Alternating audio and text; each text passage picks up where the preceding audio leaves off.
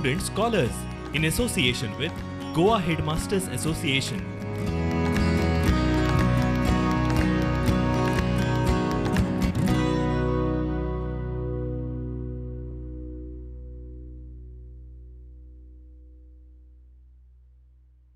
Hello and welcome. Dear student, this is the second part of the lesson, Union Legislature. In the first part, we have studied the meaning of the word legislature, then the two models of legislative structure, the powers of the president, the composition of Lok Sabha as well as Rajya Sabha, and the election process. Okay. Now in this second part, we are going to focus on the powers of the speaker, the powers of the union legislature, legislative procedures, and the parliamentary devices to control the executive. So this is a picture of the first speaker of the first Lok Sabha, okay, that was constituted in the year 1952, Mr. G.V. Maulandkar. And the next picture is of the current Lok Sabha speaker, Mr. Om Birla. Okay. So now we are going to focus on the powers and the functions of the speaker. The speaker, he is the chairman of the Lok Sabha. So he presides over all the sessions of the Lok Sabha. In his absence, the deputy speaker, who is also elected from among the members of the Lok Sabha, will preside over the sessions. Now, no member can speak in the house without the permission of the speaker. Speaker will allow them to speak. Without speaker's permission, no one can speak in the Lok Sabha. If the speaker, he can ask any member to stop his speech if he goes beyond the time limit, and if that member does not obey, the speaker may order that the speech should not be recorded. Now you should note that in the parliament, in the parliamentary proceeding, every word that is spoken in the parliament is recorded. Even in the state legislature, every word is recorded. So if a person go on talking in the Lok Sabha or in any house of the parliament, and if his speech is not recorded, then whatever he has spoken will have no meaning. So the speaker may order that his speech will not be recorded if that person disobeys. So he is the head of the Lok Sabha. He presides over the Lok Sabha. He decides on the agenda. So what are the matters to be taken on that particular day is been decided by the Lok Sabha. He interprets and applies the rules of the house. Now all the bills, the motions, resolutions, reports are introduced with the speaker's permission. So prior permission of the speaker is required to introduce any of these motions. Then he puts the motion or the bill to vote, okay, but he does not participate in the voting. Okay. But in case of a tie, means there are equal votes in favor and against any resolution or the motion, the speaker can cast his vote, and it is expected that he should act impartially. So he should not be biased while casting his vote. Now with regard to the money bill, the speaker certifies whether a particular bill is a money bill or not. He decides on all the parliamentary matters and his decision is final. Okay. So he is also considered to be the custodian of the rights and privileges of the members. So he safeguards the rights of the members. The member of parliament can criticize the government, can criticize any of the policies of the government. No member can be threatened by the ruling party. Their rights and privileges are safeguarded by the speaker. He can disqualify a member in case of a defection. Now what is this defection? Defection means suppose one person has been elected from a particular party and that elected member has left that party and joined another party. Now this is called as a defection. that person, that elected member may be disqualified, and in this regard the speaker takes the decision, he gives his decision whether that person is disqualified or not.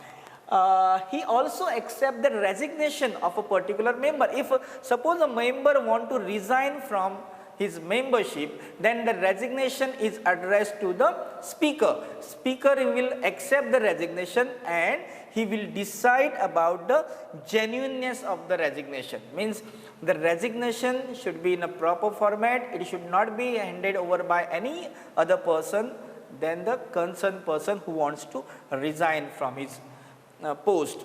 In case of a joint sitting, now suppose there is a joint sitting of both the houses, the house of Lok Sabha as well as Rajya Sabha, the speaker will preside over the joint sitting. Generally in Rajya Sabha, the Vice President of India, who is the ex-officio chairman of the Rajya Sabha, he presides over the meeting. In Lok Sabha, the speaker presides over the meeting. But when there is a joint session, in that joint session, the speaker will preside over the meeting. Now let us look at the powers of the union legislature. Now the powers of the union legislature and the state legislature, they are enlisted into three lists. They are it is called as the union list, the state list, and third one is called as the concurrent list. Now let us see what is this union list. In the union list, the powers of the union government are mentioned, and there are around 97 subjects on which the union government can make the laws. Next, there is a state list. So in the state list there are 61 subjects. So these are the subjects on which the state government can enact laws. There is a concurrent list, which is a third list. In that concurrent list there are 47 subjects. Now what is a concurrent list? Concurrent list means those subjects which are concurrently enacted by the state as well as union government. Means on that subject the union government can make laws as well as the state government can make laws. There are residual subjects also. Now what are these residual subjects? Residual subject means those subjects which are left out, which are not enlisted in any of these three lists, neither in the union list nor in the state or concurrent list. All these subjects are then taken into the belong to the union list. However, three conditions are attached to this division. What are these three conditions? If on a concurrent list subject the union and state government conflict is, if on a particular subject the union government has made a law and on that particular subject the state government has also made a law and both are contrary to each other, in that case the union law will prevail. Okay, the law made by the state government will be invalid. The law made by the union government will be binding on all. Now if the Council of State, which is also known as the Rajya Sabha, if it decide by a majority of 2/3 of its member that a particular subject in a state list, it is having a importance, okay, a national importance, then and if that resolution is passed, then the union government, then the parliament can enact law in that subject of state list also. In case of a national emergency, now we have seen in the last session what is a national emergency. It is imposed by the president, okay, and every control the control of the entire country goes into the hands of the president. In case of this national emergency, the parliament, it may legislate on any of the state subject. Okay, now in this figure we can see the list of the subjects on which the enactment can be done. The first we will see the central government, that is which is called as the union list. This list where the central government has the power to make laws. It include the defense, banking, currency, foreign affairs and communication. There are many more. Okay, these are few which are most important. Then the state government list. In the list of state government, the police, trade, agriculture and irrigation is included. And in the concurrent list, which is enacted by both the union as well as state government, in this list the education, forest, trade, marriage, adoption and succession and many more are included. So let us see the legislative procedure, how the work in the legislature or the business in the legislature is carried out. Now first we will see the quorum. Now what is the quorum? To conduct any meeting, a minimum number of members are required. Okay, so that is called as a quorum. So in the legislature, in the union legislature, what quorum is required? So the quorum to constitute a sitting of the House of Parliament is 1/10, means 10% of the total members. Suppose in the Lok Sabha the total membership is 550, then around 55 members should be there to conduct the working, to carry on the working. On the other hand, in the Rajya Sabha there are 250 members, so at least 25 members are required. So this is 1/10 of the total members. No procedure can take place either in the House, in Lok Sabha as well as Rajya Sabha without the required quorum. Now what are the stages of legislative procedure? How the laws are enacted? Let us see. There are 3 stages. The first stage, okay, this is the first stage, which is also known as where the reading of the bill is carried out. Okay, the first stage of the legislation is introduction of the bill. Introduction of the bill is also known as the first reading, where the bill is introduced in either of the house, whether it is Lok Sabha or the Rajya Sabha. If it is a money bill, then it will be introduced only in Lok Sabha. All ordinary bills can either be introduced in Lok Sabha as well as Rajya Sabha. Then there are 2 types of bills, the ordinary and the money bills. The bills other than money bill or financial bill may be introduced in either house. Okay. Now, who can introduce a bill? A bill may be introduced either by a member, minister or a private member. We have seen in the last session who is this private member. The private member means those member of parliament who are not the ministers. So excluding minister, all other members are known as the private member. So any member of the parliament, whether he is a minister or a private member, can introduce a bill. Now every bill that is introduced in the house, it should be published in the Gazette. Okay, it is a government document on which the particular bill has to be published. So after that, there is so here normally during the first reading, first phase, there is no discussion, or if at all there is a discussion, it is a very nominal discussion, is a very short discussion, a brief discussion, and then that bill if at all that bill is opposed at this very first stage, then the person who are opposing, they gets a chance, they are permitted to give their reason why they are opposing this bill. Okay. After this, the question is put to an vote, means entire house where the it is originated has to vote on that bill, either supporting that bill or they may oppose that bill. Okay. So after passing that stage, the bill goes to the second stage. Now what is the second stage? This is the most a lengthy stage, the second stage. In the second stage, there are 4 alternative courses. After the introduction, it may be taken into consideration. So here it is introduced in the second stage, then it may be considered. The house may accept the bill, they may give their consent that yes, we have accepted the bill, or it may be referred to a select committee of the house. Now what is this select committee? There are various parliamentary committees. Okay, select committee is one among them, where the members of all the political parties, they are included in that committee. Okay, that committee, it will work on that, it will do the research, it will study on that bill, and it will submit its report to the house. Now, what is the third option? That is, it may be referred to a joint committee of both the houses. Now, there is a joint committee also. Now, what is this joint committee? In the joint committee, the members of both the houses are included.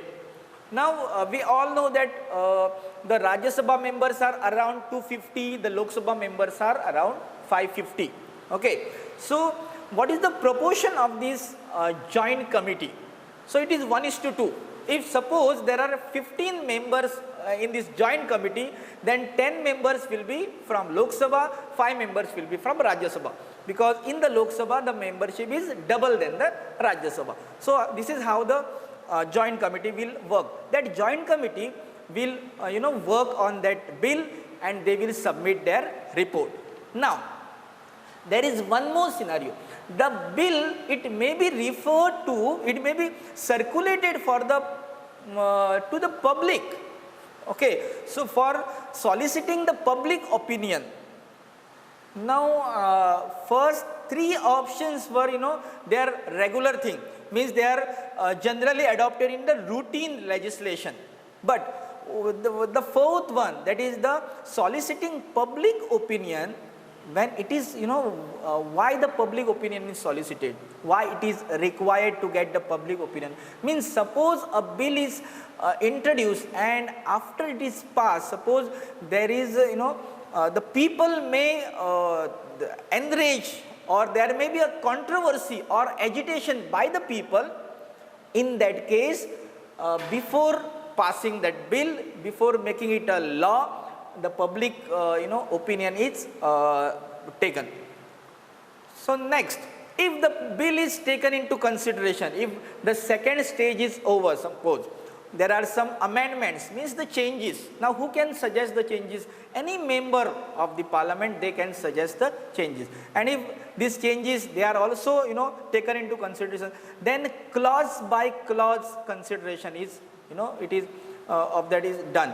Okay, and that bill is it is passed on the, it is referred to the select committee. If the bill referred to the select committee of the house, it considered the bill and submit its report. If the bill is introduced to the joint committee, it also submit its report. Then the clause of the bills are open to the consideration and amendments are admissible. If suppose that committee, it suggests some changes, which is also known as amendments, then the house may accept those amendments, okay, and they may make those changes.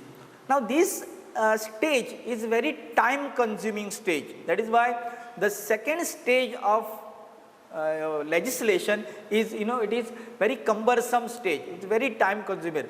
Once the clause by clause consideration is over and every clause is voted, the second reading of the bill comes to an end. Now, we come to the third reading, that is called as the third stage. In the third stage, the member in charge moves, he passes one move that the bill be passed. This is very, very short, in a very short span of time, this third stage get over. At the third reading, the progress of the bill is very quick, because in previous 2 stages, that bill has went into, so many procedures, it has been amended so many times. Both the houses of the parliament has voted on their, in favor of the bill, some have voted against the bill, and it has passed. Okay, now this is the third stage where only the nominal changes, if at all, are to be made. At the third reading, the progress of the bill is quick and normally only verbal or purely formal amendment, very minor amendments are done and discussion is very brief. Once all the amendments are disposed of, okay, all the changes are made, the bill is finally passed in the house where it is introduced. Thereafter, it is transmitted to the other house. Means if the bill is passed in the Lok Sabha, it is transmitted to the Rajya Sabha. If that bill is introduced in the Rajya Sabha, it is passed over to the Lok Sabha. It is transmitted to the other house for its consideration. Now, when the bill comes up for the consideration of the other house, it has to undergo all the stages in the originating house. means it has to undergo all the three stages, the first stage, second stage, the third stage, and thereafter the three options are there before that house. They can finally pass the bill as sent by the originating house, means as it is they can pass the bill. They may reject the bill, they may send it back that we have rejected, saying that we have rejected, or they may amend it, they may make minor changes in that bill and return to the originating house. Now here it may not take any action on the bill. This is the third scenario, when the house may not take any action, it may keep the bill pending, and if more than 6 months have passed, then it is considered that the bill is rejected. Okay. Now the originating house, if accept this amendment, it is up to that house whether to accept it or not. Then if it accept the amendment, it will send a message to that house, okay, to that this effect. Now if it does not accept the amendment, then also it send a message and the bill is returned to the house.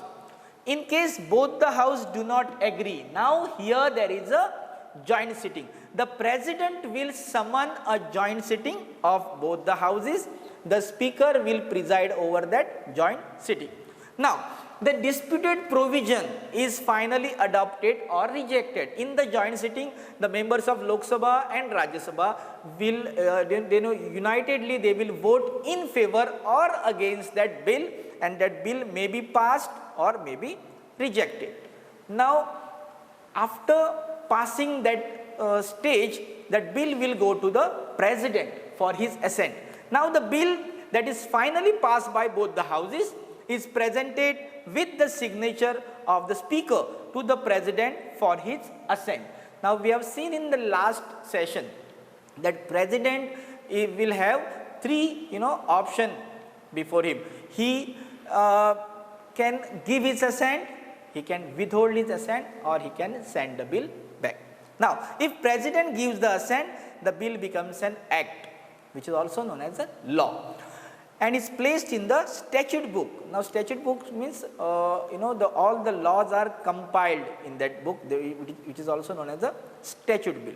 Now if the president withhold his assent, if he does not give his assent, if he refused to sign on that bill, there is an end to that bill, means it will not go further. Now the president may also return the bill for the reconsideration. Now the president may attach one message to that bill, and he may send back to that originating house saying that you please reconsider on this bill. Now what the house will do now? If however the house pass the bill again, now the bill will again be passed with or without the amendment, with or without taking into consideration the suggestion by the president. This is the second time the bill is being passed, and it is again given to the submitted to the president for his assent. Now for the second time, the president, he cannot use his veto power, he has to give his assent. So when the bill is passed to the second time, the president has to compulsorily sign on that bill. Thus the lawmaking is a long and cumbersome, it is a very tedious process. It is not a very easy process, and it becomes very difficult to pass a particular bill in a very short time. So for that matter, the proper drafting of the bill is required. If there are no vague words, if the bill is very properly drafted, then it may be passed in a much shorter time. Okay. So let us see the money bills now. We have seen in the previous slides that there are two types of bill. One is money bill, another is a ordinary bill. Now money bill can only be passed in the Lok Sabha, whereas the ordinary bills can be passed either in the Lok Sabha or the Rajya Sabha. Now any bill which relates to revenue and expenditure, it is declared to be the money bill. Okay, from where the expenditure can be incurred from the fund of government, that is called as the money bill. So a money bill cannot be introduced in the Rajya Sabha. It can only be introduced in the Lok Sabha. Once a money bill is passed by the Lok Sabha, it is transmitted to the Rajya Sabha. It is originated in the Lok Sabha, it is passed in the Lok Sabha, then it will be passed in the, transferred in the, transmitted to the Rajya Sabha. The Rajya Sabha cannot reject a money bill. It has to compulsorily give its assent. Now suppose Rajya Sabha must within a period of 14 days from the date of receipt of the bill return the bill to the Lok Sabha. If the Lok Sabha accept any of the recommendation, the bill is deemed to have been passed. Now the Rajya Sabha can give its recommendation. Rajya Sabha can suggest the amendments. It is up to the Lok Sabha whether to accept it or not. If Lok Sabha accept those amendments, it is considered as the bill is passed. Even if Lok Sabha does not accept any of the recommendation, then also the bill is considered to be passed in both the houses without the amendments. If the money bill is passed by the Lok Sabha and transmitted to the Rajya Sabha for its recommendation is not returned to it within the 14 days, it deemed to have been passed by both the houses at the expiry of the said period in the original form. If 14 days have passed, then it is considered as being passed. Okay. Now let us see the parliamentary devices to control the executive. So there are two sections in the parliament, the legislature and the executive. Legislature makes up of the elected members and the executive are the ministers. So there are some devices given by the constitution to control these executives. Now what are these devices? One of the important functions of the parliament is to control the executive. The following are the mechanism available for it for this purpose. So first one is a question hour, then the 0 hour, calling attention motion, shorter duration discussion, adjournment motion and the motion of confidence or no confidence. Let us see one by one. The first one, that is question hour. Every sitting of the either houses of the parliament, it begins with the question hour, which is available for asking and answering questions. So every member, he can ask a question to that particular minister. Okay, asking of question is an inherent parliamentary right of all the members, irrespective of their party affiliation. So a member belonging to a ruling party may also ask a question to a particular minister because he represents the people from his constituency. He is answerable to them, so he can ask question. Okay, the question could be asked with a sufficient prior notice. So when you are going to ask the question in a question hour, it should be asked with a prior notice. Okay. Now what is the 0 hour? The time immediately following the question hour. After question hour comes the 0 hour. This period is popularly known as 0 hour because it starts around 12 noon. Okay, so this is called as the 0 hour. So matters of immediate importance about which written question could not be asked. We have seen in the question hour, the question should be asked with a prior notice. It should be asked in advance. In the 0 hour, the question could be asked without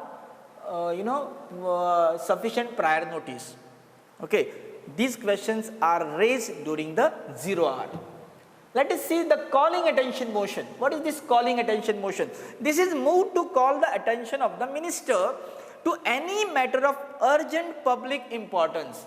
So any member can pass this calling attention motion to attract the attention of that particular minister towards any issue, and at the end that minister has to he has to brief on that matter. Okay, now which matters can be covered in this calling attention?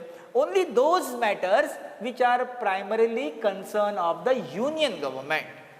Okay, primarily concern of the central government can be raised through the calling attention motion. There is a short duration discussion, very short discussion. It is under rule 193. Okay, it allows the member to raise an important issue through the discussion. At the end of the discussion, the minister concerned give a brief reply. Here the minister has to reply to the House. Now, adjournment motion. What is the adjournment motion? The adjournment motion is admitted leads to setting aside of the normal business of the House for discussing the matter mentioned in the motion. Now, what is this adjournment motion?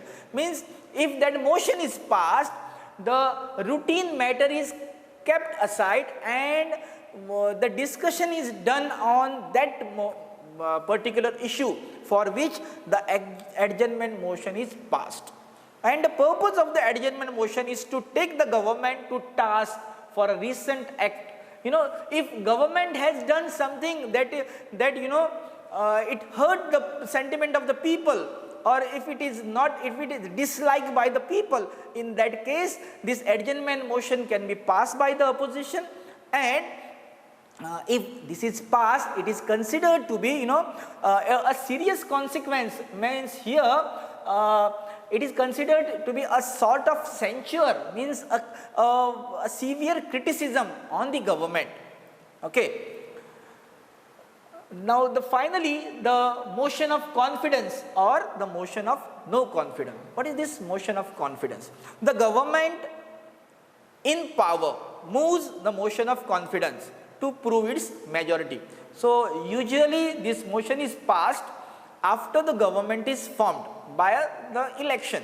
After the election, after the general election, when the government is formed, this motion is passed. Now this is passed, the motion of confidence is passed by the ruling party. Similarly, the opposition party, they may move the motion of no confidence, that we do not trust on this government. The majority of the people are not in favor of the government. If this is what the opposition party thinks, they may move a confidence of no confidence motion. Okay. Now the no confidence motion is moved to defeat the government on the floor of the House. Generally these motions are moved to discuss major political issues. Okay. After discussing these issues, the voting is done, and if majority of the people they favors the government, then the government will survive. If the majority of the people opposes the government, then the government has to step down. Okay. To the end of the lesson, there are parliamentary committees. Now there are several committees in the parliament. The entire, the council of ministers, or we call them executive, they are overburdened by so many duties, so they cannot look into the day-to-day matters. So there are several committees formed in the parliament. Okay, these are called as the parliamentary committees. Several committees are established by the parliament with necessary powers to scrutinize the working of the different departments of the government. For this purpose, the parliamentary committees are formed. So let us sum up this lesson. In this part, we have seen the powers of the speaker, the different powers of the speaker. Then we have, focused on the powers of the union legislature. Okay, how there are the three lists, and how the central as well as the state government is empowered to enact laws. Then the legislative procedures like the passing of the bills, the reading of the bills, then the parliamentary devices to control the executive. Okay, like the adjournment motion, motion of no confidence. Okay, this is what we have seen in this part. With this, the second part of the lesson, union legislature, come to an end. Thank you very much.